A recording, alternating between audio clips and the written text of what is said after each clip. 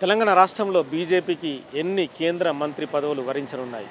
8 స్థానాలు గెలుచుకున్న బీజేపీలో పోటీ అధికంగానే ఉందని చెప్పొచ్చు. ఇటు బీసీ సామాజిక వర్గం, అటు రెడ్డి సామాజిక వర్గం. రెండు రకాల చూసుకున్నా కూడా సీనియర్లు చాలామంది ఉన్నారు. 8 స్థానాల్లో గెలిచిన బీజేపీకి మంత్రి పదవులు ఇవ్వడం అనేది కత్తి మీద సామె అని చెప్పచ్చు. ఒక పక్క రాష్ట్ర అధ్యక్షుడు ఉన్న కిషన్ రెడ్డి లైన్లో ఉన్నారు. అలాగే రాష్ట్రంలో మాజీ మంత్రిగా పనిచేసిన ఈటల రాజేందర్, అలాగే మాజీ మంత్రిగా పనిచేసిన డీకే అరుణ లాంటి సీనియర్లు ప్రస్తుతం లైన్లో ఉన్నారు. అలాగే నిజామాబాద్ ఎంపీగా గెలిచిన ధర్మపురి అరవింద్తో పాటు ఎస్సీ ఎస్టీ సామాజిక వర్గానికి చెందిన గోడెం నగేష్ కావచ్చు, మిగతా వీళ్ళంతా లైన్లో ఉండడంతో ఎవరికి మంత్రి పదవి వస్తుందనేది మాత్రం ప్రస్తుతం సస్పెన్స్గా మారిన పరిస్థితి.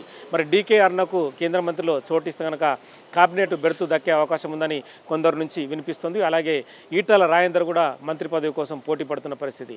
అంటే రెండు మంత్రివర్గాలు ఇస్తే మాత్రం ఒకరు రెడ్డి, ఒకరు బీసీ సామాజిక వర్గానికి ఇవ్వచ్చని తెలుస్తుంది. ఒకవేళ కిషన్ రెడ్డిని మళ్ళీ కేంద్ర కేబినెట్లో కొనసాగిస్తే బీజేపీ రాష్ట్ర అధ్యక్షుడిగా మరి ఈటల రాజేందర్ అవుతాడా, లేదంటే డీకే అరుణ అవుతారనేది కూడా ఇక్కడ తేలాల్సిన అవసరం కనిపిస్తుంది. మొత్తానికైతే 8 మందిలో ఎవరిని కేంద్ర మంత్రి వరించనుందనేది మాత్రం ఒక సస్పెన్స్ కనిపిస్తుంది.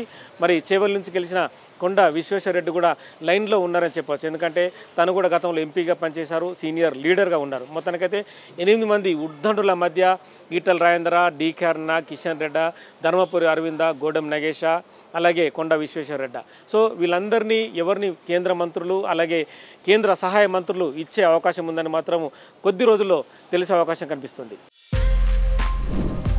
For more videos like this, subscribe Big TV channel.